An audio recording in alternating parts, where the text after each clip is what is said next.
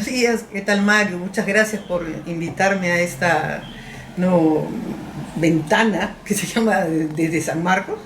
Más bien un honor estar acompañada de muchos sanmarquinos. Y por eso es que quiero comenzar primero con mi filiación sanmarquina, ¿no? O sea, no solamente es que yo he estudiado en San Marcos, enseño en San Marcos, he hecho mis posgrados en San Marcos, sino mi mamá también fue sanmarquina, trabajó también en el repertorio de literatura bibliográfica y literatura latinoamericana. Su tío Mariano Iberico también era sanmarquino, incluso creo que fue rector. Emilio Adolfo de Fallen, del lado de mi papá, fue, digamos,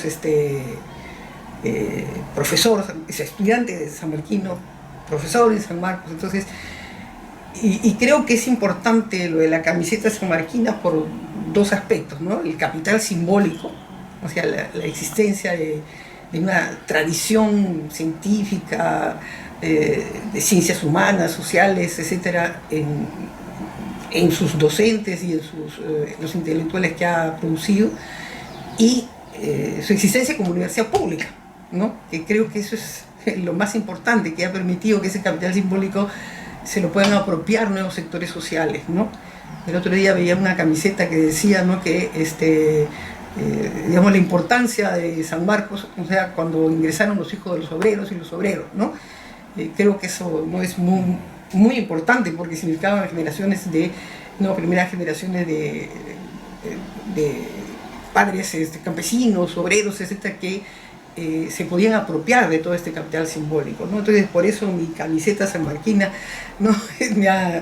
La tengo ahí bien puesta, y creo que es importantísimo, ¿no?, poder declarar de sanmarquino y no saber lo que nos ha dado, ¿no? Lo que nos ha aportado, porque eso es algo que la sociedad nos lo ha dado, ¿no? Y es la que tenemos que devolvérsela, ¿no?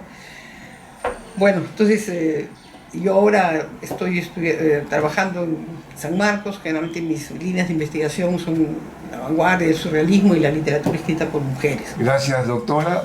El punto clave para esta conversación testimonial, es un testimonio de usted, es justamente eso, la literatura en el Perú. Cómo entender el surrealismo, cómo entender las vinculaciones con el indigenismo, y además teniendo en cuenta los libros que usted ha publicado, El Eslabón Perdido y lo de Moro y sus cartas con Westphalen. Nos gustaría que nos cuente un poco esos nexos y esas partes que usted ha trabajado también en estos dos libros. Bueno, o sea, comienzo mi interés por el tema, ¿no? Se inició con el primer texto que tuve de César Moro fue publicado en el libro que publicaron Mirko Lauer y Abelardo Oquendo, Vuelta a la otra margen, en la que salían unos poemas de escritores, de poetas de ese periodo, y que se llama era pues un descubrimiento, ¿no? Y teníamos acceso a través de fotocopias, eran como autores de culto, digamos. En ese momento todavía no habían todas las ediciones que ahora han salido. Además, Moro tenía algunas obras en castellano solamente, ¿no? La Tortuga Ecuestre, muchas de las obras estaban en francés.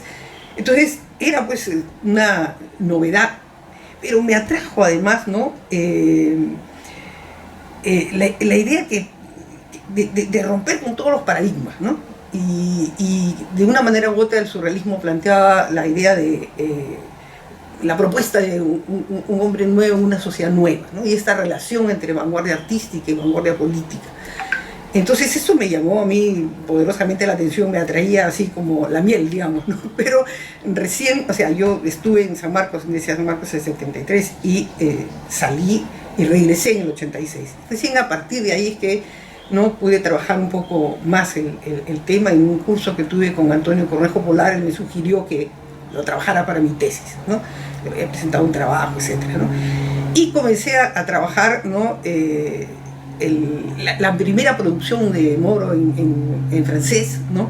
Y saqué un trabajo, o sea, hice mi tesis de bachillerato, que era ¿cómo se llama? Sobre digamos, la lectura, planteaba, digamos, una lectura mítica de la modernidad, ¿no? Y entonces, y seguí trabajando el tema, ¿no? este libro, ¿no? Me encontré de repente con las cartas, ¿no? Y el descubrimiento de las cartas, o sea, a partir de mi prima Silvia fue la que hizo el hallazgo, ¿no? Entre los archivos de Emilio, me pareció que era un importantísimo material, una fuente primaria importantísima para reconstruir la vida del poeta, pero sobre todo el campo cultural, literario de la época, e incluso, ¿no? Hacer una lectura intertextual entre su poesía, sus ensayos y las cartas, ¿no? Porque de acuerdo a lo que he planteado después en el libro que he publicado sobre el fetiche de la carta, ¿no? Y digamos, los problemáticos tiempos modernos, etcétera, ¿no? En las cartas yo descubría que habían como distintas, decía que era una escritura fragmentaria, entonces uno podía encontrar fragmentos que eran prosaicos de la vida cotidiana, pero junto a eso fragmentos poéticos que podían vincularse con su poesía, y otros fragmentos que eran comentarios críticos que podían, como decía, interrelacionarse con sus ensayos, ¿no? Comentarios ácidos sobre los intelectuales, ¿no? E incluso las condiciones de vida, ¿no? Los prosaicos nos revelaban la situación de la vida de los intelectuales, ¿no? Latinoamericanos, en el caso específico de Moro, cuando estuvo en México en condición de exiliado, ¿no? Entonces, eran condiciones espantosas, tenía que contar con el apoyo de Emilio para poder sobrevivir, ¿no? Y era en esas condiciones que produjo una de sus mejores poesías, ¿no? Entonces, creo que esta cuestión va a ser muy, muy importante para mí en este proceso de descubrimiento. Pero también descubrí, ¿no? Porque en el 2004 tuve una beca para ir a la Fundación Getty, y no solamente vi las cartas de Moro, sino el conjunto del archivo, ¿no? Porque están ahorita en la Fundación Getty, ¿no? Y descubrí las cartas de Arguedas, las cartas de Javier Abril, y entonces ahí se revelaban dos cosas, ¿no? No solamente una gran amistad, ¿no? Que además una gran amistad forjada alrededor de, podríamos decir, una postura común sobre lo que es un perfil de intelectual, ¿no? O sea, un perfil de intelectual comprometido con el arte, comprometido con la sociedad, ¿no? Y también un respeto a una heterogeneidad discursiva. No era el problema de que Arguedas se hubiera vuelto surrealista o que Desvalles se hubiera vuelto indigenista, ¿no? Sino que reconocían el valor de las producciones estéticas dentro de sus propios parámetros, ¿no? De sus propios paradigmas culturales, poéticos, ¿no? Entonces, o sea, en Las Moradas se publica un capítulo de, ¿cómo se llama?, Los ríos profundos. En Amaro se publica un capítulo del Zorro de arriba y del Zorro de abajo, ¿no? Y en la correspondencia, cuando estaba Arguedas en Sicuani, ¿no? Le escribía a Emilio, ¿no? Hablándole sobre cómo él hacía leer a sus alumnos la poesía de Lorca, la poesía de Emilio, la poesía de Manuel Moreno Jimeno, ¿no? Y decía que a los alumnos les gustaba mucho, iban a su casa posteriormente para intercambiar, para leer, ¿no? Lo único que les costaba el apellido, no sé el apellido, pero digamos, y les decía cosas como que son reveladoras, ¿no? O sea, les decía, tanto tú como Manuel, o sea, Fernández Moreno Jimeno, pueden presentar, ¿no? Una poesía del lago Titicaca, decía, ¿no? O sea, creo que no ha sido todavía presentado, y se refería, creo que no es que se hubiera hablado, poetizado o narrado, sino él valoraba esta capacidad de expresar una imagen interior, o sea, de transformar lo que era un paisaje hermoso en una vivencia, ¿no? Subjetiva y objetiva, ¿no? Entonces, y les decía que por qué no escribía, ¿no? Sobre estos paisajes, que sería fabuloso, ¿no? Y también iba narrando cómo su trabajo etnográfico, ¿no? Cómo les pedía a los alumnos que hicieran, que trajeran información, ¿no? Desde las tradiciones orales hasta cuestiones que podrían ser las cosechas, etcétera, o sea, datos que podrían ser sociales, datos literarios, ¿no? Y él quería publicar eso en una revista, ¿no? Y por supuesto se quejaba a los directores de colegio, pues que no tenían idea, ¿no?, de lo que él estaba proponiendo, ¿no? Y creo que él escribió en ese periodo porque estaba en Sicuani, ¿no? No tenía en periodos anteriores porque ellos estuvieron juntos en la universidad, ¿no? Y se hicieron amigos ahí, ¿no? En San Marcos. Después San Marcos fue recesado, ¿no? Pero esos vínculos se mantuvieron siempre, y tenían este otro espacio que era la Peña Pancho Fierro, ¿no? Que era también un espacio muy importante, porque ahí se reunían, ¿no?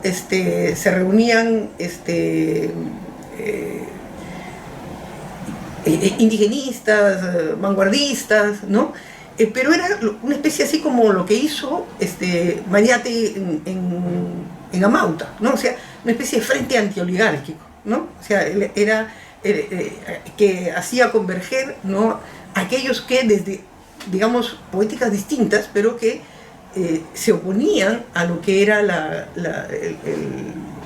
élite cultural oligárquica, que era la élite dominante, ¿no? Entonces, que ocupaban los puestos en los periódicos, que eran, o sea, que además eran los espacios de posible profesionalización de los artistas, ¿no?, que ocupaban los cargos de la Biblioteca Nacional, o sea, los cargos de las instituciones culturales de la época, ¿no? Entonces, en Amauta tenían, ¿no?,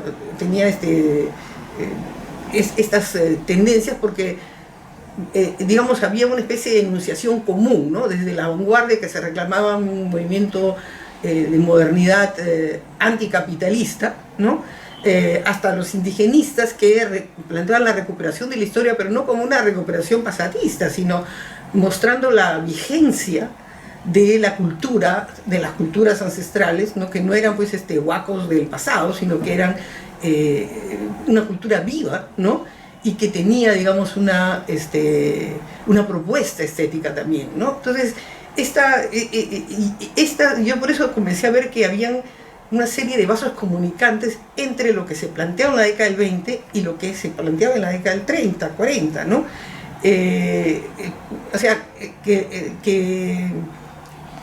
podríamos decir, no necesariamente tenían que dar exactamente las mismas respuestas, ¿no?, pero que las preguntas seguían vigentes ahí y se asediaban, ¿no?, y se proponían respuestas tentativas sobre cómo, digamos, expresar literaria y culturalmente esta relación, ¿no? Entonces ahí teníamos a por un lado, digamos, ¿no?, esta presencia de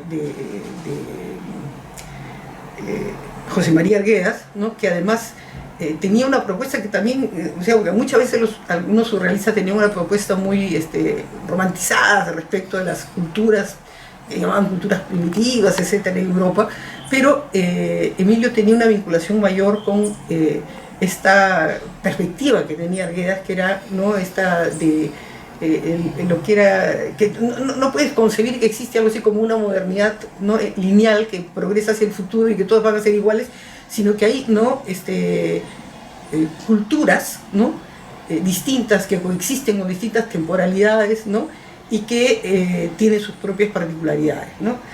Y la otra cuestión que se me abrió fue el debate entre vanguardia política y vanguardia artística con Javier Abril, ¿no?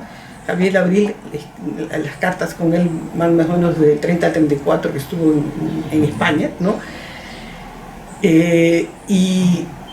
Era la relación, o sea, en ese periodo se veía la alianza, se había producido la Revolución Rusa, ¿no?, y como el propio Emilio señala en uno de sus textos, que ahorita no puedo citar, pero decía, ¿no?, que había que reconocer el gran impacto que tuvo la Revolución Rusa como la perspectiva de abrir una sociedad distinta, ¿no? Entonces el conjunto de los intelectuales, ¿no?, en su mayoría, ¿no?, los que no pertenecían a esta élite cultural dominante, ¿no?, simpatizaban, eran compañeros de ruta o directamente se planteaba la militancia en estas, digamos, en el movimiento comunista internacional. Y ese fue el caso de Javier Abril. No, o sea, él, por lo menos, no sé si tuvo una militancia interna, pero le planteaba a Emilio, ¿no?, la necesidad de tomar una postura, ¿no? Y después es interesante seguir ya su propio desarrollo político, porque comienza a tener una serie de posturas críticas frente a el liderazgo internacional, ¿no?, de este movimiento comunista, que también lo tienen los surrealistas y que también van a tener Moro y Westphalen, ¿no?, combatiendo lo que fue la propuesta, o sea, la política de Stalin, ¿no?, el stalinismo. Y ahí creo que también hay una cuestión que me llamó la atención, el desconcierto que estas acciones producían, ¿no? O sea, hay un momento en el que Arguedas plantea, o sea, que alguien me explique qué pasó con el pacto Hitler-Stalin, ¿no? O sea, necesito una explicación, ¿no? Entonces, entonces las cartas le dan acceso a uno a, por un lado tiene cartas poéticas, hay collage, la carta que le escriben en el Año Nuevo de 1947 es una maravilla, porque es una carta incluso, o sea, visualmente, no es una carta collage, tiene varias otras poemas. Hay secciones en las que plantea, ¿no?, reflexiones sobre el amor. Cuando escribía sobre Antonio ponía A, ¿no? O sea, no ponía necesariamente el nombre completo, o sea, había un cierto recato, digamos, ¿no? O sea, no todo el mundo sabía que había una relación de esa naturaleza, pero digamos en las cartas lo pone así, y pero son poemas de amor, o sea, los que le está narrando a Emilio, ¿no? O sea, de lo que significaba, digamos, ¿no?, esta relación, el impacto que tenía, y yo planteaba leer estas cartas en relación con las cartas de Antonio que fueron publicadas en las obras de poética de Moro, ¿no? Que son así de una fuerza pasional, es así como un torbellino que pone en movimiento todos los sentidos e incluso una forma de conocimiento, ¿no?, que no es la del logos racional, sino de este acercamiento, esta aproximación poética, ¿no? Entonces, bueno, ahí yo creo que, ¿no?, me hizo eso fue lo que me llevó a escribir los libros que he escrito, ¿no?, el fetiche de la carta y el eslabón perdido.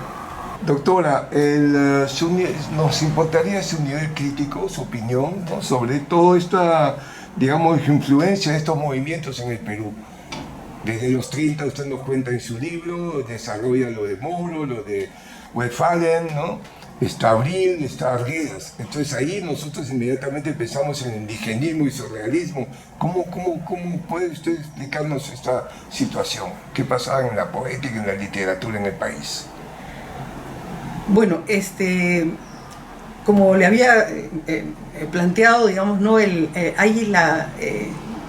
planteó en el texto del eslabón perdido, por eso se puso eslabón perdido, ¿no? Porque se trataba de establecer esta continuidad que existe entre estos dos grupos generacionales que son los que generalmente se han trabajado, ¿no?, que es el de la década del 20 y posteriormente la generación del 50.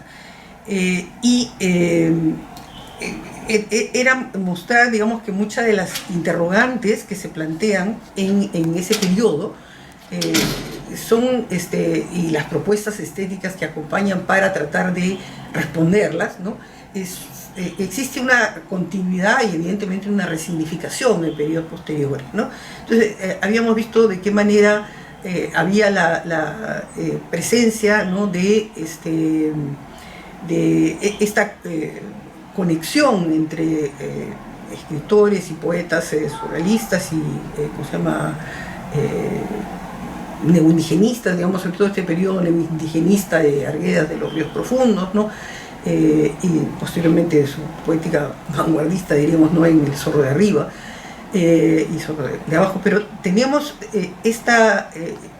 la revista Las Moradas creo que es un factor importante de conexión, ¿no? Ahí comienza a establecer la conexión Blanca Varela, Cislo señala la importancia de esta revista, y como he dicho, estos espacios que tenían, ¿no?, comunes, como podía ser la Peña Pancho Fierro, ahora,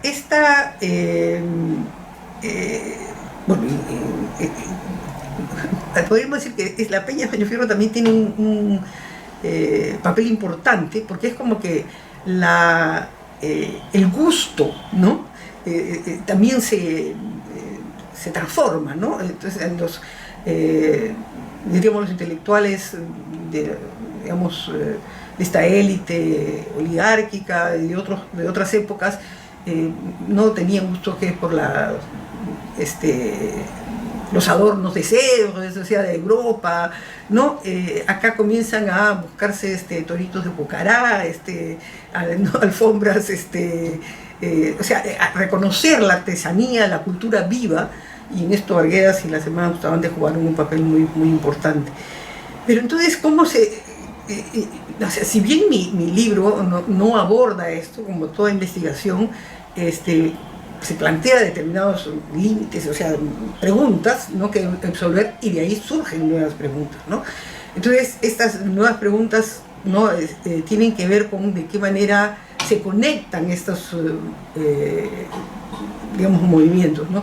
No estamos hablando ya del periodo de la Revolución Rusa, ha habido la Segunda Guerra Mundial, cambios importantes, muchos, ¿no?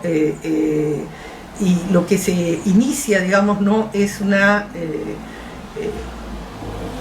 a nivel social, económico, toda esta ola anticolonialista, ¿no?, que va, digamos, a recorrer el mundo y que evidentemente tiene una fuerte presencia en América Latina, ¿no?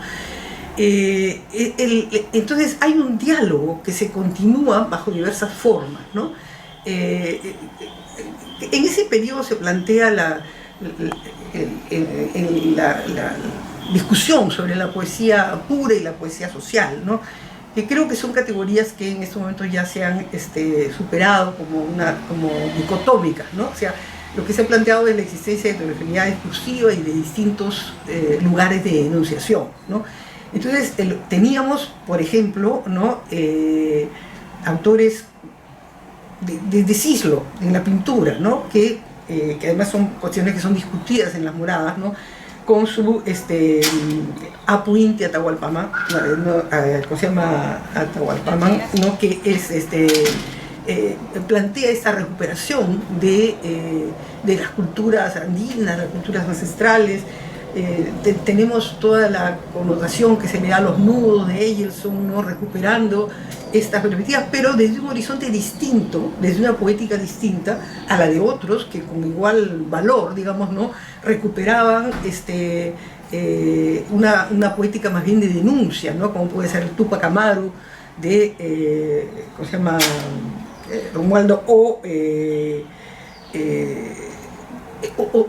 y otra veta, que es la de la cotidianidad, ¿no? Bueno, creo que esta heterogeneidad discursiva, ¿no?, se manifiesta en que se enfrenta, digamos, ¿no?, el sistema hegemónico cultural desde distintas ópticas, de distintos ángulos, ¿no? Entonces me había referido en el arte a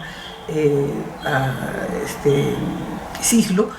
También tenemos Varela, que va a dialogar con la cultura popular a través de embalses y otras confesiones, ¿no? Pero lo hace desde el discurso, ¿no? Y tenemos, ¿no?, una poética como puede ser, ¿no?, la de Tupac Amaru, la de Romualdo, en la que plantean una denuncia social acompañada evidentemente también de, ¿no?, una estructura poética, ¿no?, sumamente poderosa, ¿no? Las perspectivas de la cotidianidad, ¿no?, desde la cual enuncia también Pablo Guevara, ¿no? O sea, me recordaba algunas conversaciones que tenía Pablo cuando hablaba de un poema de mi madre que se llama, ¿no?, Los zapatos, ¿no? Entonces, y a él le gustaba mucho, pues, porque él tenía este poema de mi padre, el zapatero, digamos, ¿no? Entonces, Lo que me refiero es que desde distintos lugares de enunciación, ¿no? Se pone en cuestión el discurso dominante, ¿no? Y el discurso poético, artístico, cultural y también el político, ¿no? Y se, ¿cómo se llama? Se configura, digamos, ¿no? No sé si la palabra es una... o sea, distintas propuestas que revelan distintas, ¿no? Posturas frente a las problemáticas que se planteaban en estos distintos, diríamos, semióferos, con estas distintas universos, ¿no? Entonces, también comienza a surgir como una forma, ¿no? El coloquialismo, que también es un efecto discursivo, ¿no? Pero como una propuesta dentro de la poesía y una nueva visión de la historia que nos explica la presencia y el diálogo desde el coloquialismo, la tradición anglosajona, ¿no? En el caso de Cisneros, o esta poética de vanguardia de Inostroza, ¿no? O sea, poemas, la singularidad poética de Ojeda, ¿no?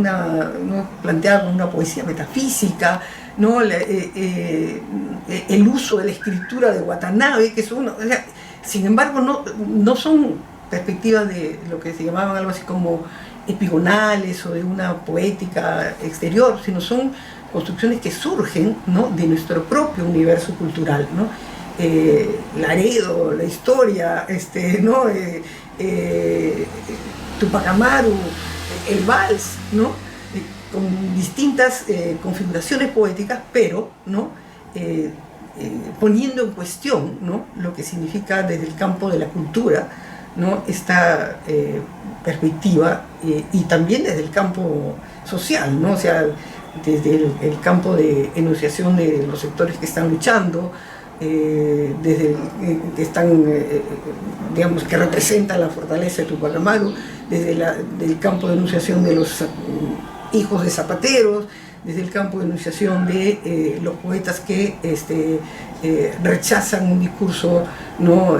Edulcorado, o un discurso, ¿no? Que niega, digamos, nuestras propias tradiciones, ¿no?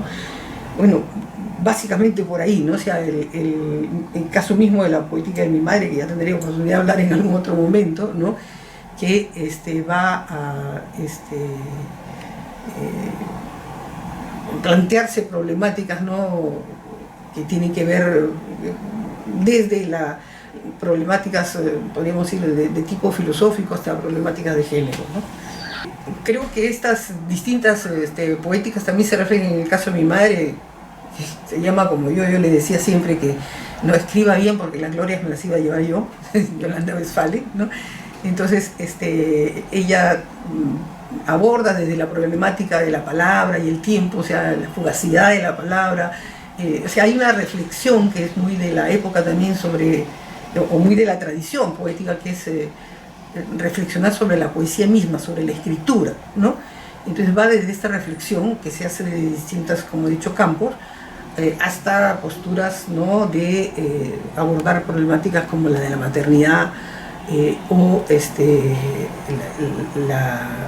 la perspectiva como mujer, ¿no?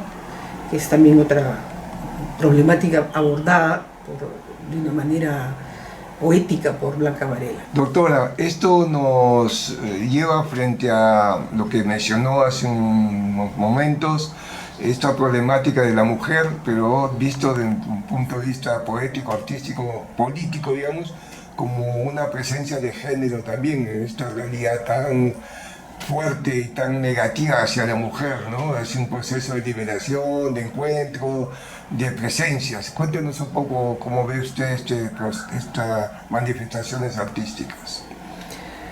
Bueno, entonces el problema de la literatura escrita por mujeres es un capítulo enorme, digamos, ¿no? O sea, si hago un corte y comienzo con el siglo XX, ¿no? Porque las escritoras del siglo XIX tuvieron una determinada representatividad en su época, pero después desaparecieron del mapa, desde mi punto de vista, porque los que establecieron el canon, que fue la generación del 900, etcétera, las desaparecieron, las convirtieron en notas a pie de página, ¿no? Que han sido recuperadas recientemente. Pero en el caso del siglo XX, digamos, la figura icónica inicial con la vanguardia es Magda Portal, ¿no? Figura que además también está siendo reconocida recién a partir de la década del 70, por ahí, ¿no? Como primero se la reconoció como política, después como poeta de vanguardia, como narradora, se ha republicado hace poco La Trampa, y finalmente hay un trabajo que está presentado, que es sobre su trabajo ensayístico, en el que ella desarrolla una postura sobre la poética de vanguardia, ¿no? Y que me parece sumamente interesante porque ella siempre se vincula la idea de la vanguardia a la máquina, ¿no? Y ella lo que plantea en cierta medida es que la máquina, la importancia de la máquina no es la tecnología, sino la fuerza social incorporada en la máquina, y la vincula con la multitud, con la muchedumbre, ¿no? Y plantea la necesidad de una voz despersonalizada del poeta, o sea, como expresar este sentimiento de las masas, ¿no? Y desgraciadamente, como digo, no hay, si bien esto es un problema de la historia de la literatura en general, muy particularmente el caso de las mujeres, ¿no? O sea, hay una especie de hueco negro, ¿no? Desde Blanca hasta la generación del 50, ¿no? Desde Magda hasta la generación del 50 con Blanca Varela. Y un poco como que dos figuras icónicas nos eximen de tener que estudiar el resto, ¿no? Entonces, pero tanto en el periodo de Magda como hasta el 50 y en la propia generación del 50 hay otras voces que son, ¿no?, sumamente importantes, sin tener en lo más mínimo el valor, ¿no?, canónico, porque es así, de estas dos escritoras, ¿no? En el caso de Blanca, ¿no?, se ha discutido mucho la problemática de que escribiera su primer poemario, Este puerto existe, como una voz masculina, ¿no? Y planteando algo así como que fueran estrategias del débil, ¿no? Yo tengo una postura al respecto, creo que va de la posición digamos, de mujer, la voz masculina y la voz femenina, ¿no? Entonces como que recuerdo mucho la discusión que había sobre Virginia Woolf, ¿no? Y sobre el concepto de andrógino, ¿no? En el sentido de que la androginia, ¿no? Y hay todo un debate entre el movimiento feminista respecto de esto, ¿no? Señalando como que lo que hace es buscar romper esta falsa dicotomía entre masculino y femenino, como si fuera una serie de categorías excluyentes, ¿no? Y lo que se plantea es que ambas digamos, valencias que se le dan a determinados aspectos del hombre o de la mujer coexisten en una misma persona y se manifiestan y se expresan en diversos momentos y circunstancias, podríamos decir, no pragmáticas, ¿no? O sea, de intercambio real, de habla y de práctica social, ¿no? Entonces, yo creo que lo que ella planteaba era, intenta apoderarse, digamos, ¿no?, de estas distintas cualidades, ¿no? Y después tiene, como digo, o sea, desde el punto de vista de la mujer también plantea, ¿no?, en Valses y otras falsas confesiones, ¿no?, plantea esta problemática, ¿no?, junto con, o sea, la imagen de la mujer en los valses criollos, ¿no?, que son esta imagen de, ¿no?, la traidora, la mala mujer, etcétera, ¿no? Y ella la resignifica en este diálogo con, ¿no?, la poesía llamada canónica y con esta narración descriptiva que hace de su propio devenir, de su propio paso por Nueva York, ¿no? Y en el caso de mi madre tiene, o sea, tiene un poema que se llama Alumbramiento, ¿no?, que habla de, digamos, de lo que significa el parto, o sea, es directamente esta perspectiva del parto, ¿no? Pero el parto convertido en poesía, ¿no? Y Y hay un poema que se llama Yo soy el cosmos, ¿no? En el que, bueno, es la voz poética que es el cosmos, es la poesía que es el cosmos, pero es la mujer también, porque le atribuye una serie de cualidades femeninas, ¿no? Que es el cosmos, el universo. Entonces, es un poco negarse a lo que significa que al hombre se lo ve como el universal y a la mujer como lo particular, ¿no? Yo soy el cosmos, yo soy también el universal, ¿no? El universal significa la presencia de, ¿no? Hombres y mujeres, ¿no? No es simplemente el universal masculino y el particular femenino, ¿no? Entonces, creo que hay estas problemáticas, y creo que en el caso de la generación posterior, que ya no aparece como figuras que han sido reconocidas individualmente, sino que son reconocidas como grupo, ¿no? En las que tenemos a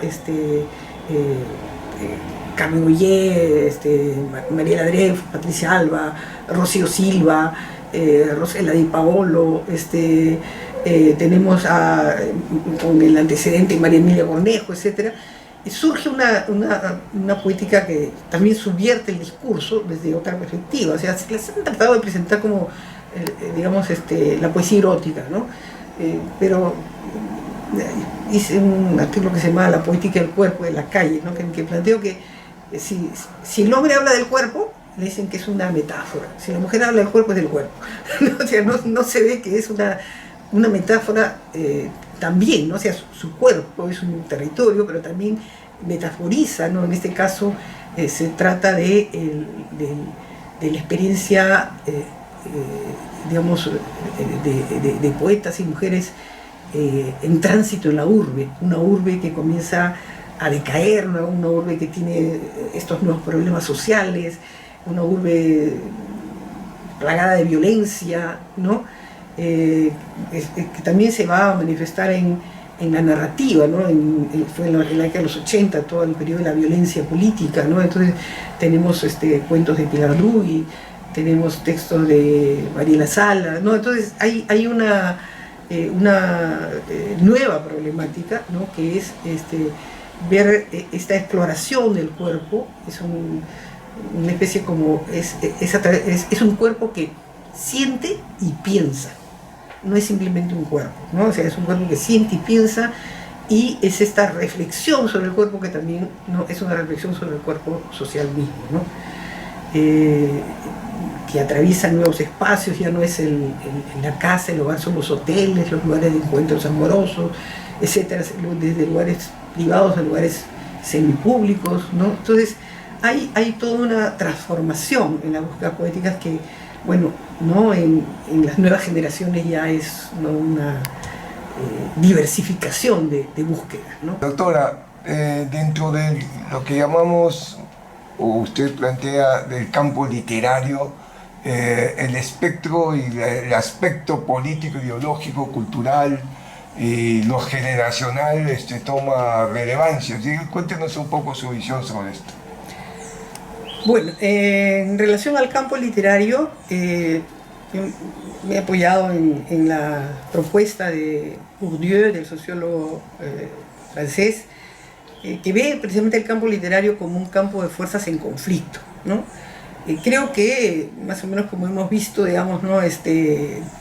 Ya desde la época de Mariátegui y las Magna Portal, etcétera, estamos hablando de este campo cultural y literario alrededor de la revista Mauta, también de la revista El Boletín Titicaca y una serie de otras expresiones que entraban en conflicto con lo que era la postura de la postura, digamos, de la élite cultural oligárquica, ¿no? Después se ha hecho el seguimiento, digamos, ¿no? Con campo literario en el caso de la década del 30, el 40, se ha ejemplificado con una de los digamos, grupos al interior del campo literario, no se ha hecho el estudio en conjunto, que era el caso del surrealismo, los momentos para surrealistas con César Moro, con Emilio Adolfo Westphalen, su conexión con, bueno, ahí también estaba Rafa Méndez, estaba, ¿no? José Luis Velázquez, que escribían en la revista El Uso de la Palabra. Después la conexión que tuvo Westphalen, tuvo Moro también con José María Arguedas, ¿no? Que pertenecía, digamos, lo que podría decir a otro grupo, pero eran también, y como ya se ha explicado, coexistían por esa perspectiva de una no aceptación de heterogeneidad discursiva, de propuestas poéticas distintas, ¿no? Y que coexistían naturalmente con otros grupos que podían estar dentro de lo que se denomina este frente antioligárquico, ¿no? Que persiste en esta década del 30 y 40, que no son criticados ácidamente, no tanto en la correspondencia como en una serie de publicaciones de la época, ¿no? Una particularidad, digamos, ¿no? Es que creo que es importante que definir lo que es lo que llaman el campo literario nacional, ¿no? Porque creo que acá hay un problema respecto a lo que se está considerando como nacional, ¿no?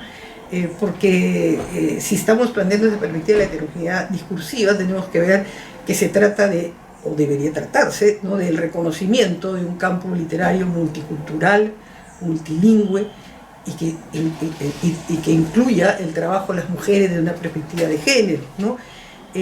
Sin embargo, vemos que este campo literario ha sido fundamentalmente limeño.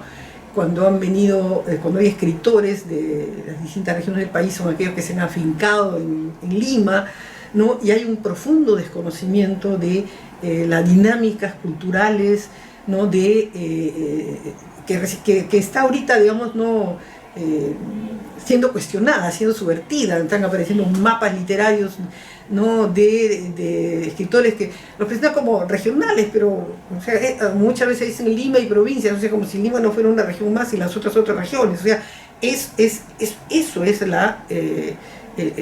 el campo nacional, o sea, estas distintas, ¿no?, sectores, desde el punto de vista geográfico, desde el punto de vista social, desde el punto de vista étnico, de género, etcétera, ¿no?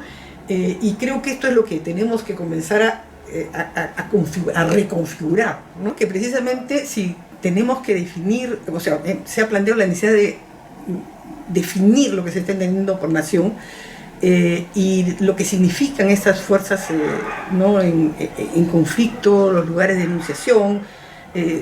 Creo que de una manera u otra se grafica, ¿no?, entre perspectivas distintas, como pueden ser las de Vargas Llosa por un lado, digamos, ¿no?, y José María Arguedas por otro, no negando la calidad de escritores que puedan tener, pero son lugares de enunciación distintos, ¿no?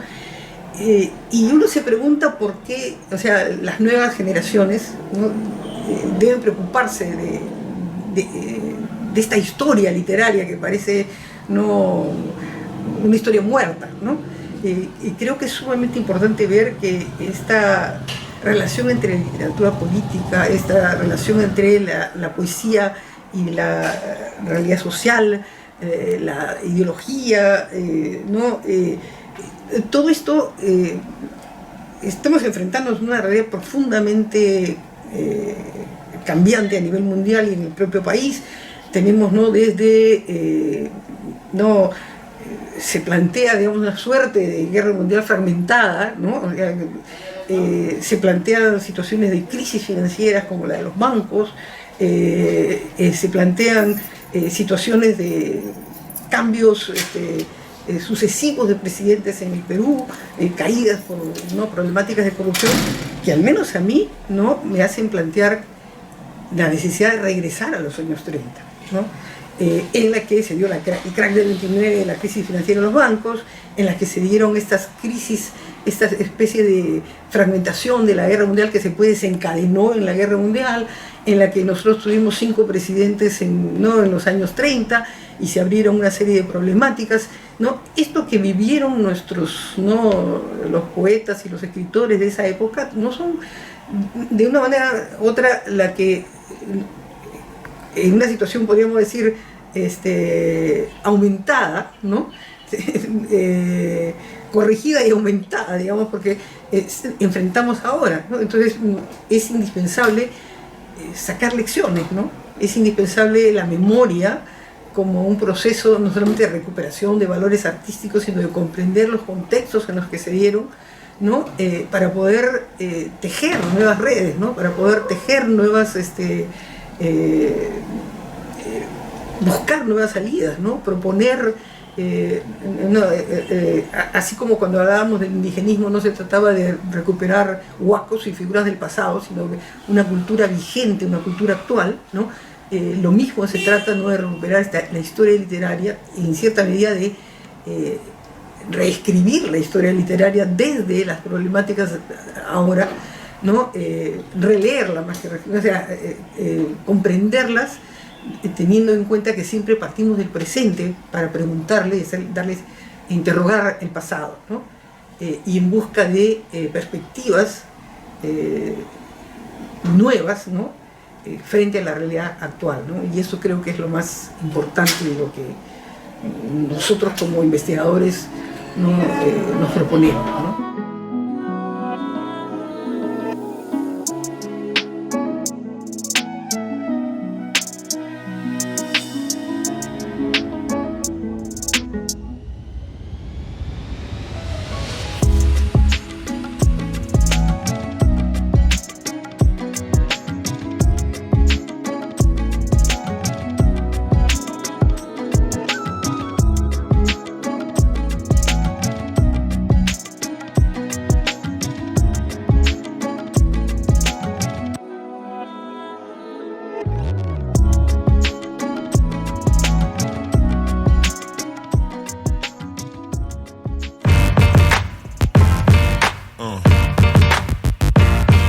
Yeah.